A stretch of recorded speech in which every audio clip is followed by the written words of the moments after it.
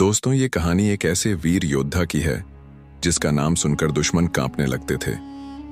दोस्तों, आइए जानते हैं इस वीर योद्धा के बारे में। अंधेरी रात का सन्नाटा अजमेर के किले की ऊंची दीवारों पर गहराई से छाया हुआ था। चांद की हल्की रोशनी किले के पत्थरों पर एक अद्भुत आभा बिखेर रही थी। ठंडी हवाएं किले की बुर्जों से टकराकर रहस्यमय ध्वनियां उत्पन्न कर रही थीं। यह वही किला था जो पृथ्वीराज चौहान के अद्वितीय पराक्रम और गौरवशाली गाथाओं का साक्षी था। हर पत्थर, हर दीवार उनकी वीरता की कहानी बयां कर रहा था। उस रात भी पहरेदारों की आंखें सतर्क थीं। वे किले के चारों ओर मशाल लिए चौकसी कर रहे थे। किले में पिछले कुछ दिनों से अजीब घटनाएं घट रही थीं। रात के अंधेरे में कभी कदमों की आहट सुनाई देती तो कभी छाया जैसी आकृतियां दिखाई देती, लेकिन जब पहरेदार उस दिशा में जाते वहां कुछ भी नहीं मिलता। इन रहस्यमयी घटनाओं ने किले में बेचैनी और तनाव फैला दिया था। उस रात पहरेदार को फिर से दूर किसी के कदमों की आहट सुनाई दी। उसकी सांसें तेज हो गईं।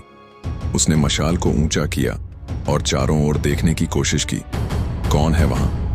उसकी कड़कती आवाज किले की दीवारों से टकराई, लेकिन अंधेरे में कोई जवाब नहीं आया। पहरेदार ने बिना समय गंवाए अपने कमांडर को जाकर यह बात बताई। कमांडर ने गंभीरता से कहा, यह कोई साधारण घटना नहीं है। दुश्मन हमारी गतिविधियों पर नजर रखने की कोशिश कर रहा है। हमें यह खबर महाराज तक पहुंचानी होगी। दूसरी ओर पृथ्वीराज चौहान अपने दरबार में अपने मंत्रियों और सेनापतियों के साथ युद्ध की रणनीतियों पर चर्चा कर रहे थे। मोहम्मद गौरी ने अजमेर पर फिर से आक्रमण करने की योजना बनाई थी। पृथ्वीराज इसे केवल युद्ध नहीं मानते थे, यह उनके लिए सम्मान और स्वतंत्रता की रक्षा का संघर्ष था। उनका चेहरा गंभीर और आंखें आत्मविश्वास से भरी थीं। हम दुश्मन को हर हाल में हराएंगे। यह लड़ाई केवल भूमि के लिए नहीं, बल्कि हमारे गौरव और हमारी आने वाली पीढ़ियों के लिए है, पृथ्वीराज ने अपने मंत्रियों से कहा। उनकी आवाज में दृढ़ता और जोश साफ झलक रहा था। तभी दरबार के द्वार पर एक गुप्तचर घबराते हुए दाखिल हुआ। उसके चेहरे पर डर और माथे पर पसीना था। उसने झुककर कहा, महाराज, किले के पास अजीब गतिविधि देखी गई है। लगता है कि कोई गद्दार हमारी योजनाओं को दुश्मन तक पहुंचाने की कोशिश कर रहा है। पृथ्वीराज चौहान की आंखें गहरी हो गईं। उनके चेहरे पर गुस्सा और बुद्धिमत्ता का अनोखा मिश्रण था।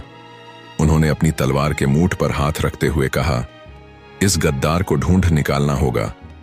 यह लड़ाई केवल तलवारों की नहीं, बल्कि सूझबूझ और वफादारी की भी है। हर पहरेदार को सतर्क करो। कोई भी संदेहास्पद व्यक्ति बचना नहीं चाहिए। किले में गुप्त रूप से खोज शुरू हुई। हर कोने की तलाशी ली जा रही थी। किले के बाहर भी पहरा खड़ा कर दिया गया, लेकिन दुश्मन का कोई सुराग नहीं मिल रहा था।